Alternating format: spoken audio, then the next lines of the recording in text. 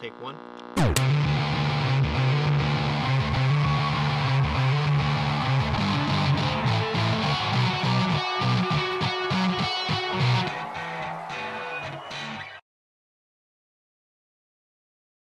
Hello, everybody, and welcome to the Studio Rat HQ podcast. This is podcast number 11. I'm Stephen Couch, and I'm here with my normal partners, Derek Jablonski and Richard Kaplan. This is a podcast about recording albums and records that have to do particularly with Richard Kaplan's studio called Indigo Ranch, which was in Malibu, California.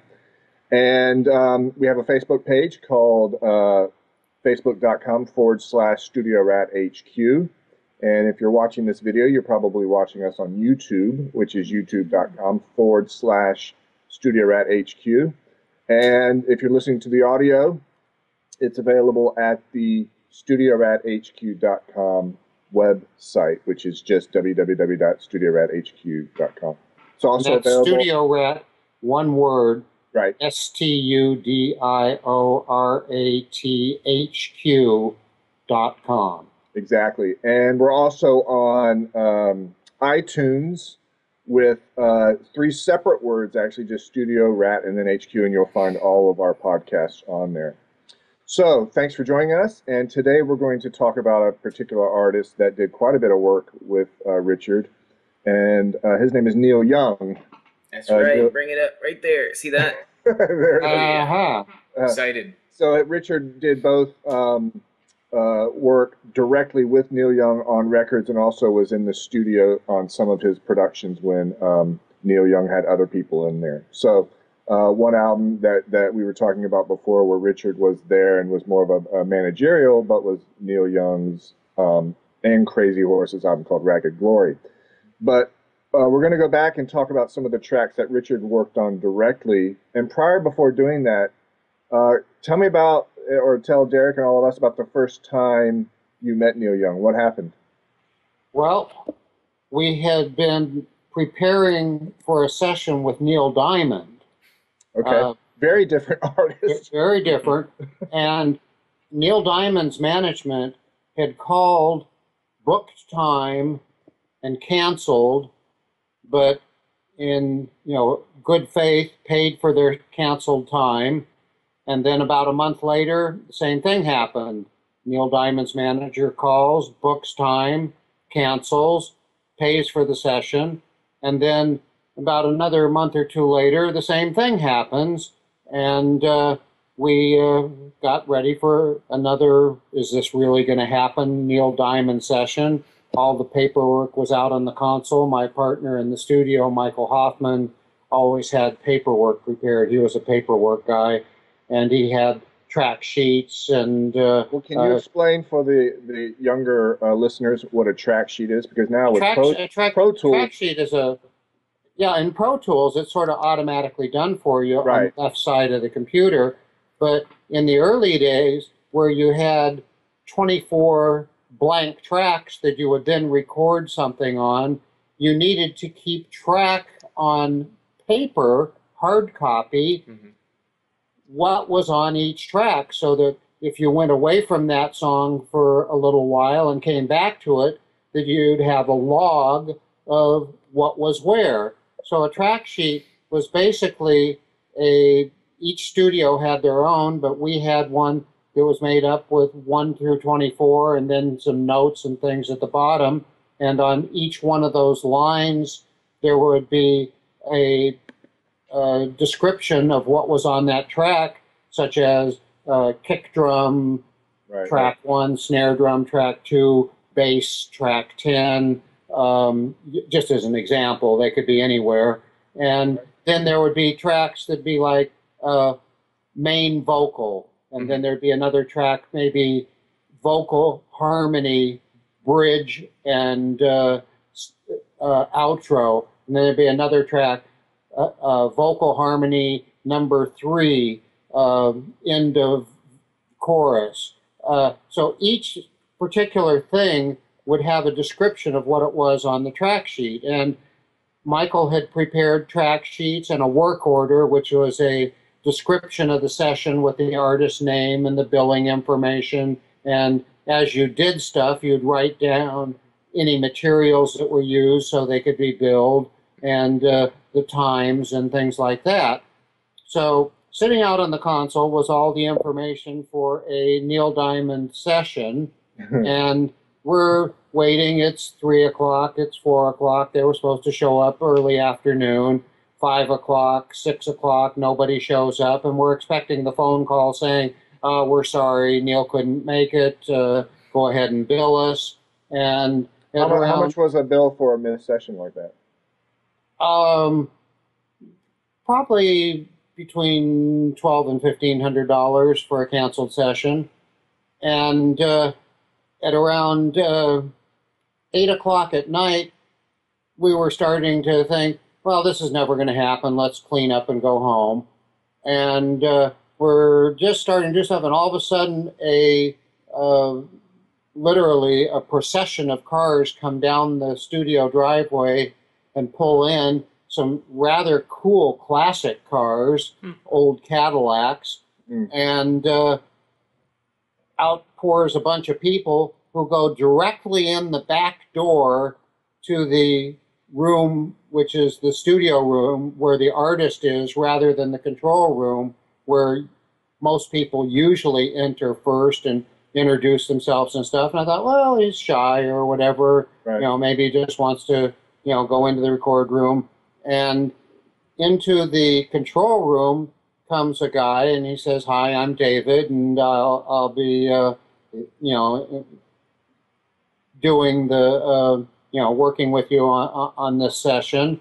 And I thought, okay, great. And he says, "Well, what we want," and we had given you the information, before, that we wanted a vocal and a guitar mic. So David had requested that there be as good a vocal and guitar mic set up for somebody playing acoustic guitar and singing at the same time. And that fit into what I knew about Neil Diamond also. And we had set up an AKG C24 stereo tube mic for the vocals. And we've actually posted that mic on the Facebook page. Yes, we have. Okay. Yeah. And what that is a stereo mic, 2 separate 1-inch capsules, a very coveted. What it really is a AKG C12, one of the most coveted mics in the world. But it's 2 of them, one on top of each other. Now, did that one come from Abbey Road? No, it didn't. Our actual C12 that we used at Indigo did come from Abbey Road. But used by the Beatles. Used by the Beatles with the black stripe on it. Right. But this one I bought brand new in the box, and I got it. It was one of the first mics that I ever bought.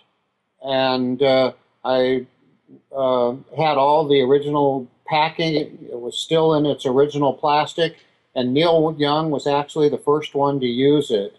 Right. And I thought, well, this is, I thought it was Neil Diamond, so I thought, well, this is the perfect opportunity to put this mic out. It's such a great mic. When did you learn? I mean, well, what happened was that we set up. David walked into the control room and said, "Now, when Neil is playing, I don't ever want you to miss anything. Record the good stuff, the bad stuff, the outtakes, the talking in between. Everything gets recorded. Make sure the tape machine is always rolling. Don't you dare miss a single note. If he decides to suddenly play and you're thinking, oh, well, he didn't tell me he was going to play." So I was like, so no okay, start and stop. I can do that. So I press play and record on the 24-track machine, and a little time goes by, and it was very dark in the other room. You couldn't even see. They had lit like 3 candles in a 1,000-square-foot room, and you couldn't see who was in there or what or anything. And there were a couple of guys in there, I know, because you could see a little movement.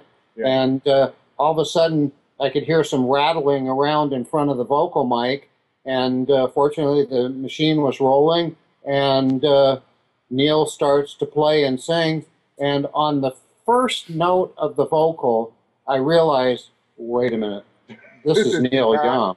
This is not Neil Diamond. This is Neil Young. His voice is so distinctive. Totally and different. I very casually turned the paperwork that Michael Hoffman had prepared with the track sheets, with the work order and everything, upside down so that nobody could see what a faux pas we had made, and went on with things. And we got a great take of a trilogy of songs that Neil had been trying to record. See, Neil was a guy that would only do one take of a song in any given session, and then he'd move on to something else. Well, let me clarify that, because you and I have talked about it, and I've always been amazed by it, and that is that, say, for example, I think in that trio of songs in that session, you're talking about Powderfinger. So he comes in, Powderfinger, Captain Kennedy, and what was the third one in that trilogy? I don't know off the top of my head, but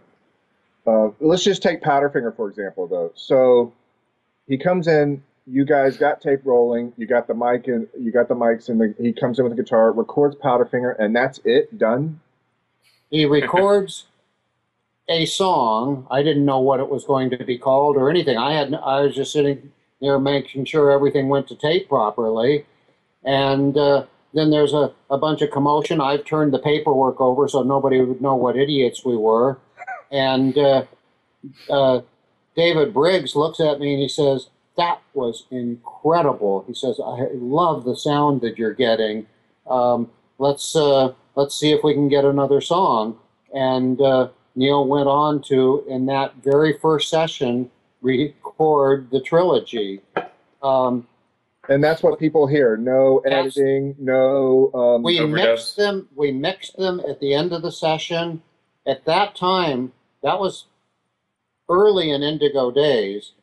We did not have the gear slut array of equipment that we ended up with at the end. We had a master room mic mix spring reverb, which was a chamber about 5 feet tall with a long hanging spring in it. Right. And we were sort of on their sponsored list, and we had 2 of those, and that was it for reverb. So I was using that for the reverb on Neil's vocal. Almost, I mean, nobody would have, with the collection I had at the end, I would have never even thought to use a spring reverb, but it got a unique sound. Right. And we did rough mixes at the end of the evening, basically just a quick throw up a few faders and, get it right and roll tape. And those ended up being the actual final mixes used for those 3 songs. Oh, that's incredible. Okay. And the session went on.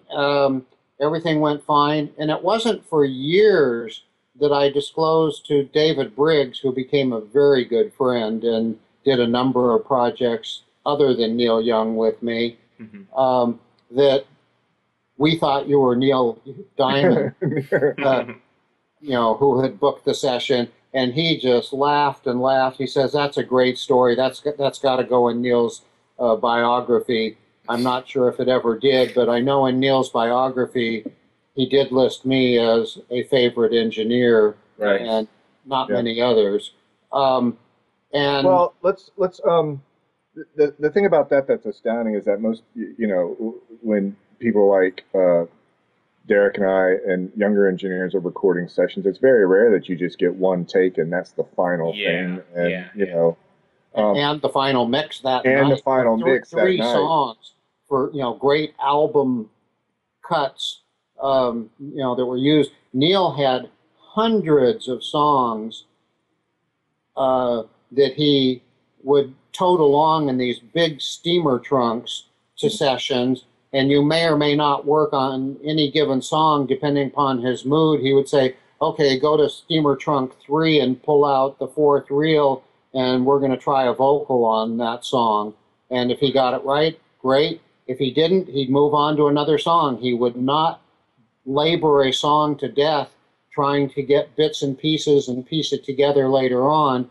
He would get one first take energy version of anything and then move on to something fresh. And in that manner, everything was always fresh. That's funny that you say that, because it's from a fan's perspective, it's hard for me to think of like how many amazing Neil Young songs we have, right? Yeah, and just to think that somewhere hidden away is like 3,000 more that he was just like, if I get to him, I get to him. Yeah. I don't know about 3,000, but hundreds. Yeah, right. Like it's just it's crazy. Steamer trunks full, exactly. Yeah. Now, and he would tote those. Like if he would go on tour to Europe, he would book an off night in a studio in Germany, and bring in 4 steamer trunk loads of tapes into the studio and decide to work on 1 or 2 songs. But with the Indigo stuff, he mostly got first take stuff, and it ended up being the actual cuts used on the albums with no changes, no overdubs, no nothing. He's pretty solid then. And I'm talking about acoustic numbers. Right, he also, of course, did electric stuff with Crazy Horse and/or other musicians, and those would, of course, have overdubs. But Neil's part would always be the one and only one take, first take energy of that song. And we ended up getting those 3 amazing songs, and they liked the studio so much, and it was the full moon. Indigo on the full moon was an amazing place. It's just spiritual and lit up, and nighttime energy, coyotes howling in the background, and things flying around, and God knew what was going to be going on. And Neil said to his agent, he says, I want you to book Indigo Ranch for the 3 nights of the full moon every month for the next 12 to 18 months, which they did. Wow. And when we would have album projects in that ran for weeks or months at a time, we would have to tell the artist, well, there's going to be a 3-day break on every 28 days for Neil Young to come in. And artists would always say, oh, wow, really? 3-day break? Okay, yeah, we'll do that. And we can probably use a break about then anyway. Yeah. So it never became a problem, and oftentimes artists would want to stick around in hopes that they could catch a glimpse of him, but they were usually very private sessions, and the only people that were involved would be me, my assistant, and Neil's own people, which oftentimes was a great party and sometimes was just he and David Briggs. Let me ask you something about earlier on, before this one session that happened with Powderfinger and others, was that you'd said that David... Powderfinger was the 3rd of the trilogy. Well, David Briggs came in and said, all right, look, everything is going on tape. Now, these days, obviously, with Pro Tools, you just leave the session running forever. As long as your hard drive will last. Right. And so with tape, did you have another machine ready to go back up right there, or did they have to wait until you switched tapes? We would switch tapes sometimes early. We used a lot of tape. The Neil Young sessions, I mean, a lot of tape, because you had to make sure that there was enough tape left for a fairly long song.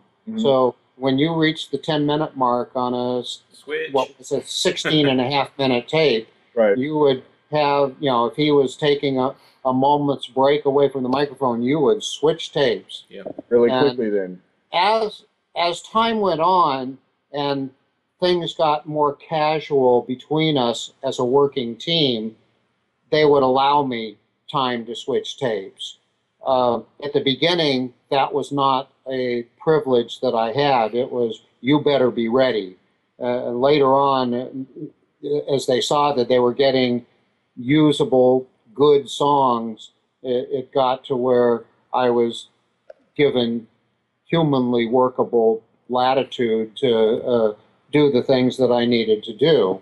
Well, let's go into that detail. When the tape ran out and you didn't have another machine running, would you say, okay, I'm switching tapes, and they would just go, oh, God, or was it just like, okay, get on with it? That never happened. Yeah, I was going to say that never happened, did it? That never happened until we got familiar enough to where I could request 30 seconds for a tape change. And let me tell you, Well, so you were running fast taking tapes. I would have spare take-up reels, 2-inch take-up reels. A lot of studios had one 2-inch take-up reel, and when they were done with a tape, they would spin it off back onto the reel that it came from, and that same take-up reel would run for months or years at a time. With Neil, I had a dozen spare take-up reels, so that if I had to switch tapes, I would pull the tape off, and there would still be tape on the take-up reel and the supply reel, set it off on the box with the track sheet of whatever was used on that song, put up a new reel of tape, which was already half threaded, onto a new take-up reel, and it was just a matter of pulling 2 reels off, sticking them in a corner, putting 2 new reels on, and we had it down to where it was like a NASCAR tire change. So Yep. you would do it in like 20 seconds or something. Yeah. That's awesome. I would have liked to seen that. Yeah. And then at the end of the session, when there was some time, we would sort things out. Because you had all the boxes set up with the tapes on top. Yep. It was just boxes laid out on the floor, ready for a new set to go on. Did your assistant write on the boxes the times of the sessions so that you guys knew, or you just knew? Oh, absolutely. The assistant was responsible for keeping unbelievable records. Right. Compared to, and we kept good records for everything. That's one thing Indigo was very responsible at. And but the songs weren't titled, so what did you do it? Do it by Untitled tape one. time and time of evening, or what? If they were titled, if I could get a title out of David Briggs, we would write the title down. If I couldn't, it would just be, Tuesday, March 31st, second take, second song, 8:30 p.m. or whatever. Yeah. How many songs do you think you actually ran through on like a session? You said because he would pass if he couldn't get it right the first time. So what did he do? Like 10 a night or something like that? And only usually less than 5. Less than 5. So what was the average night length? Long. And long. Because there was a lot of stuff in between. There was a lot of talking. There was, he would sit in the other room and with whatever buddies he brought in who would have to be quiet during the takes. Sometimes they would sit and play oldies but goodies. Not necessarily even his songs. They would play old Buddy Holly songs or stuff like that. Nice. Yeah. And he is an acoustic guitar player. I've heard people. I mean, there's haters in every variety. But for Neil Young, I've heard people put down his guitar playing.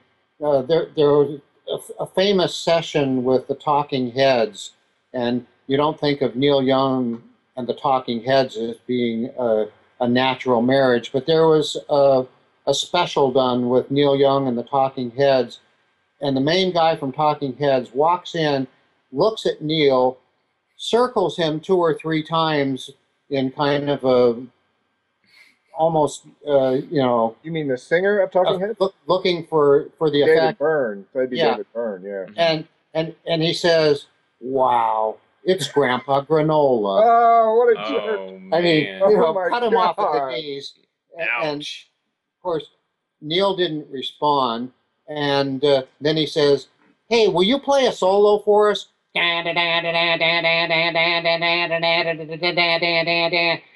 The classic Neil Young one-note solo. Right. And then the actual show with them, the session with them started, and Neil just shredded them. I Of bet. course, Really? as he always did. Nobody was escaped alive Yeah. against Neil. Well, speaking of, He was the guy, when he picked up the guitar, there was never a mistake on the guitar. Yeah. He may not like the take that he did as being the definitive take of that song, but never did I hear him make a mistake. Really? That you could say, "Oh, he hit the wrong chord. Oh, He his misread finger it or slipped," or something yeah. like that. His playing, he was so fluid. His hands were like rubber. I mean, watching him in the next room, the way his hands move, it was almost inhuman. The way he played acoustic guitar. And of course, the same went for him on electric. Well, it's funny you But say that because you were talking about the na na na na na, and that brought to mind another track that you worked on with him, which is in a completely different era. right, But on where he did that. well, on trans sample and hold, that's just na na na na. That's just that one note, the whole time. Now, like But I it said, makes for that's a a great different solo. era. That's a different era. Oh yeah, But he had a let's lot talk. of them. Yeah, he did. And that's why I wanted to talk about Ragged Glory as well. That was a completely different sound for him. Yeah, Ragged Glory was his step into what we'd call mainstream rock and roll.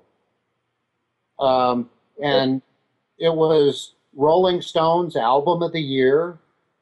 Yeah. Quite a credit in in a year where many great albums came out. Yeah. But that was a departure in kind for him. It was recorded on two 24-track Sony digital tape machines, the 3324s, at Redwood Studios, Neil's own studio up in the Redwoods in Central California.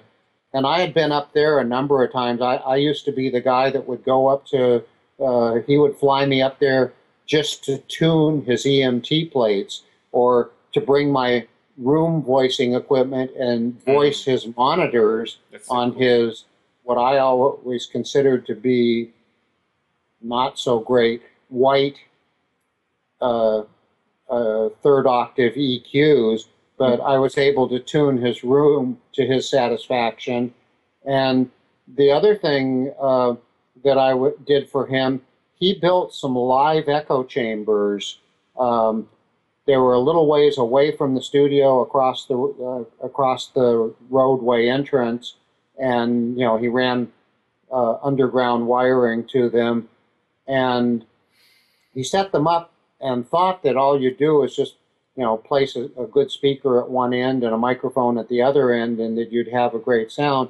But I ended up going up there and setting up his live echo chambers with mic and speaker placements and stuff like that. And I walked away from that, and the only comment that I heard was, "Wow, I see why we invited you up to do this." That's awesome. And they ended up using API mic pre's that were housed in a box in his tape warehouse. Now, most artists don't have, they may have a closet full of tapes or something like that, even a big closet. Neil had a tape warehouse. He recorded everything. He recorded live stuff. He recorded every studio session, and everything got logged and cataloged into this warehouse. And off on one side of the warehouse, they had set up some racks for the equipment that I had specified they use for the live echo chambers, and that's what we ended up doing. And we ended up getting a great live echo chamber sound for him. He constantly, and I never could understand why, wanted to purchase from me the Mic Mix Master Room Spring Echoes, because he had so many better echoes. I would go up there. There were times when I flew up there just to tune his EMT plates. And stop. What is an EMT plate? Explain that. An EMT plate, EMT is a company in Germany, and they made a number of incredibly expensive German solidity type of gear. They made the best turntables for radio station use, I think, that have ever been made. They made we're talking about spring reverb, not spring, but plate reverbs here. Plate reverbs. Right. And EMT had an edge on every other plate reverb company because they're calling steel, probably. That's right. Well, yeah. Not just that. American Steel. Who can beat American Steel? Well, maybe the Germans. But what EMT had going for them is somebody in the biggest steel company in Germany had made a deal because they liked what EMT was doing for EMT to, before it was put on pallets, get every single sheet of rolled steel so that they could test for sound quality each sheet of steel, and they may pick 2 or 3 out of 100, maybe more, maybe less, sometimes none, sometimes more, that they would then make into EMT plate reverbs. Well, exactly. If you're a younger engineer and you don't know anything about the analog era, and that's fine.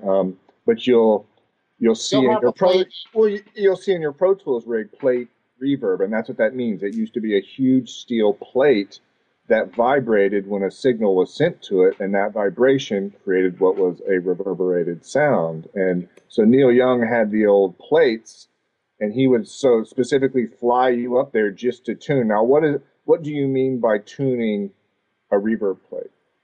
The plate is suspended from the corners and in the middle by these clips. And then there was a thumb screw that went to hold the clip, and you could pull them tighter or looser.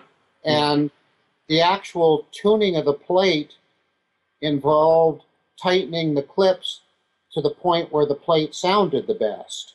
And it was really there was a little bit of science involved, but there was a lot of listening involved. And but you always talk about just use your ear, use your ear for science. Everything.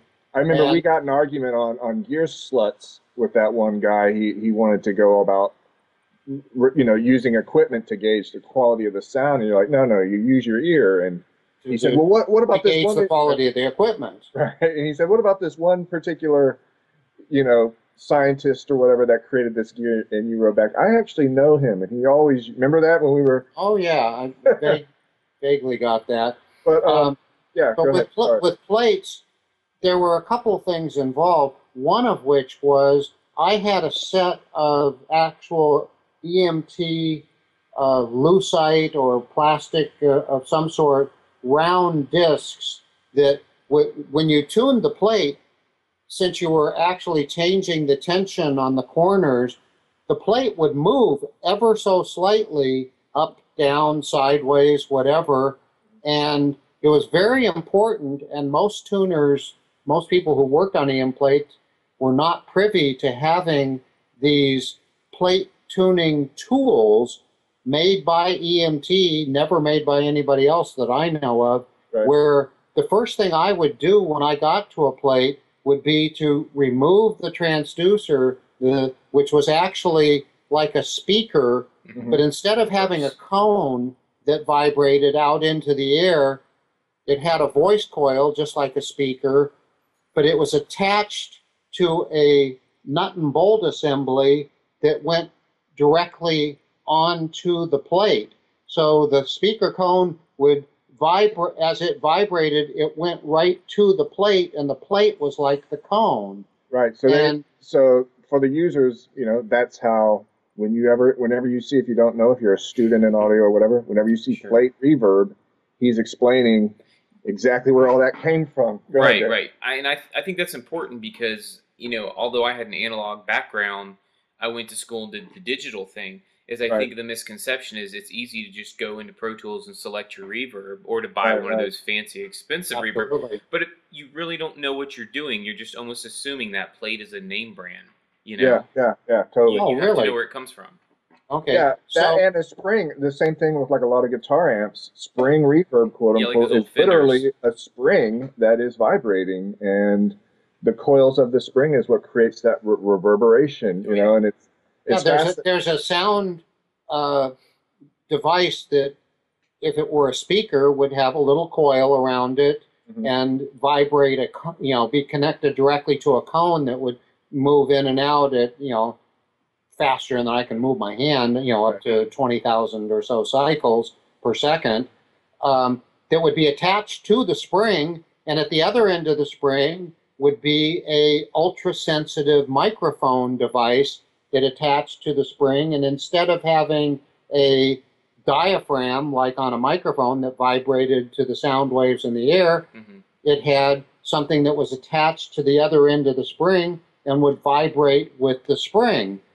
Now, later on, guitar spring reverbs are classic and still one of the best sounding reverbs that you can get on a guitar. Yeah. All the digital reverbs and stuff like that, pedals and things made for guitar, rarely get the beauty of sound that you can get from a old vintage tube driven spring reverb. So people think of like a Fender tube reverb as being, you know, oh, some sort of reverberation device with tubes in it. Yeah. What it really is a standard spring reverb, just like you'd get in almost every guitar amp made, with a really high quality spring. In the early days, the springs were actually made by Hammond for Leslie, and the guitar amps would have a Hammond spring inside of them with sometimes 2 springs, sometimes 4 springs, depending upon the make and model. But the Fender spring reverb was just a very high quality tube circuit for the driver to the voice coil of the spring, and tube pickup for the microphone end of the spring. Well, I think we've ventured a bit from Neil Young, so let's get back to it. Neil always had great spring reverbs in his guitar amps. He had quite a collection of guitar amps, and it was valuable to him if he would fly somebody up there just to tune it, you know. And I'd totally fly Richard up to my studio too, whatever. Yeah. So anyway, I got a question a little off that. Richard, you used to get misconfused, recognized for David Crosby. So when Neil Young was in the studio, did he ever call you Dave? Right. No, but there were times when other people in the studio would say to me, would you go out and sing a harmony to this part? And it was like, you're confusing me with him. You don't ever want to hear me sing. If I could sing, I would never go into the control room again. Right. But and vice versa, David would be asked, you know, could you change the EQ on the bass drum or something? No, I don't do that. I'm a singer. I had a look very similar to him, which even over the years stayed similar, because he went through several different versions. I at one time had hair as long or longer than him. I've had beards that were almost ZZ Top-ish, and I've had a mustache for most of my career. Right. So we talked about that first Neil Young session. So at some point, he either they release that record, they go on the road or whatever. David or your manager calls and says he's coming back in, right? Yep. So what happens? He came in kind of on a monthly basis on the full moon. Oh, no matter what? We knew he was coming. Oh, so it didn't matter what, if he had an album in the works or anything, he would just come in and work. Do something. And I remember, I think it was possibly the second or third set of sessions that I did with him. David, who I was getting to be friends with at that time, David, I can't say enough good about him. May he rest in peace. One of my all-time favorite producers ever to work with. Unique in every respect. But David called ahead and said, we're going to need for you to rent a set of drums and the biggest set of percussion that Studio Instrument Rentals has, including bells, chimes, gongs, and virtually everything imaginable for this session tonight. That's awesome. Wow. So he said, have them set up ready to play. He says, I don't want to go through you sitting there getting drum EQs and getting drum tunings or anything like that. I want this ready to play to your satisfaction. At that point, he trusted me enough as a producer for me to get a drum sound that he was going to be happy with. Question for you regarding time in the studio. When an artist would come in, did you start the clock as soon as they got there, type of thing? Like for example, you'd mentioned earlier with like people canceling and then just paying you up front. I've worked in different studios where when these not so famous bands and these guys with smaller budgets, they'll come in and they'll either start the clock when they walk in the door or when everything is set and they're ready to record. No, not Indigo. Yeah. Indigo started the clock when the session was booked. Right, So right, if right. it was booked for 2 o'clock in the afternoon and you showed up at 8 at night, Right. you had already paid for 6 hours. Yeah. Nice. Yeah. Okay. And I think it's pretty when standard practice. when David says, "All right, we're coming have in," this stuff ready. So I called Studio Instrument Rentals and said, "This is for Neil Young." Studio Instrument Rentals being the biggest rental house for studio equipment at that time. That's commonly known as SIR these days. SIR, yeah, Did you and they have include sound that- stages and Did you stuff. include that time though? That's where I was kind of going. Did you include the setup time, even if it was before? Like they're in there at 2 o'clock. Did you charge them for like the 2 hours before to get the equipment? David said to me, "Have the stuff arrive at noon. Be set up for me by 2, and then whenever we get there, we'll start." And they paid. David was always good about that. He always wanted things right rather than to try and save a buck. Okay. And he said, put me on the clock when you start setting up. Okay. So Perfect. I set up. I got a great drum sound along with my assistants. I had an assistant who was a drummer. And Neil comes in and they play around for a while, and he's playing some acoustic guitar and sitting off in the background. And David gives me a reel of tape to put up, which was the song Will to Love, which had been recorded in front of a campfire, allegedly. And you can hear the crackles and pops in there, which people over the years have said, "How come you didn't fix that? There's horrible noises. What a terrible studio." Well, it was recorded on a cassette machine in front of a campfire, and when the fire went, you heard that. Yeah. And that's on what, a Decade, right? Neil Young Decade? No, that's on American Stars and Bars. Is it? Okay. Which was the first actual release of something that I did for Neil. And he brought that in, and I had no idea what they were going to do. I thought they were going to track. I thought they were going to be, because he ordered all this equipment, and I thought, oh, he's going to have a drummer, he's going to have, a percussionist, and, we're going to, here we go. And Neil walks in by himself with David in one of his classic Cadillacs, and says, "Okay, let's go to drums first." And I thought, drums? Who's playing? And David said, "Neil's playing." He says, just going to be a little part. And if you listen to what has now become a classic late night FM radio song, Will to Love, some people say it's their favorite Neil Young song ever. Right. We were looking at it on YouTube earlier, and they had a version of it. That's right. There were a lot midway of... through the song, there's suddenly a spot where ba-boom, ba-boom, ba-boom, crash, dump, thunk. There's drums. It's only at one point in the whole song. Neil walked in, said, go to this spot in the song, roll tape, sat down at the drum kit, waited for the right moment, played the drum fill, which was the lead into another section of the song, and gets up and walks out and says, "Let's hear that back." Oh, man. And that's the drums on Will to Love. And then he says, "Okay, now there's some other things that we need to fill in." They also had me order a Hammond organ, which you can hear going in there. And that was in the early days of Indigo. SIR could not get the Leslie into the room.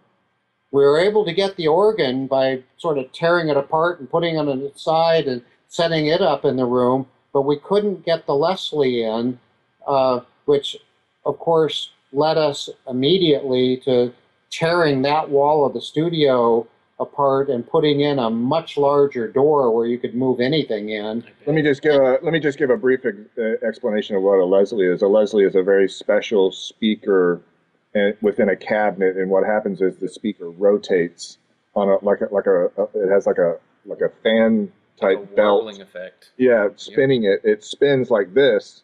Sorry. And as a result Like of that, and as a result of that, it gives a very, very particular sound. Most anybody that's listened to music from the '60s on, organs, a lot of organs play through it. has heard a Leslie. And now, I don't even know if they're still in business, but you get a lot of Leslie simulators. And they are heavy. I've had to try to help move one in the studio, and it is not what you want to do. Leslie's a big item, and it comes in a couple of pieces.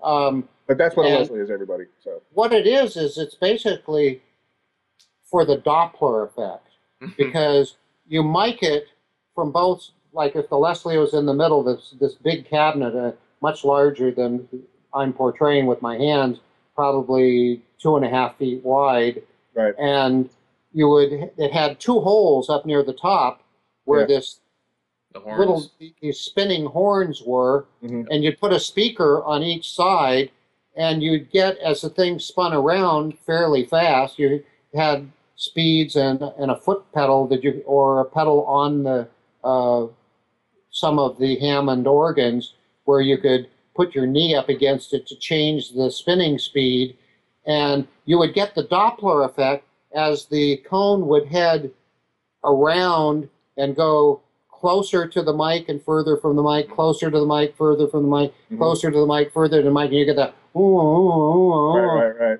Because as the sound is coming closer to the mic, it's increasing in frequency, and then it goes away. And as it goes further from the mic, it's decreasing in frequency. You get this thing spinning at 30 to 150 RPM, and you're getting a lot of slight tonal warble. I was going to say, I've used a real Leslie cab, and I've used a software plugin. Right. And although people stand by the plugins, and I respect that, I am a hardware guy. I think Stephen and I have had this conversation 10 times. Me too, of course. If you ever have a chance to either use a Leslie cab or to use a software effects, and it's definitely go with the hardware.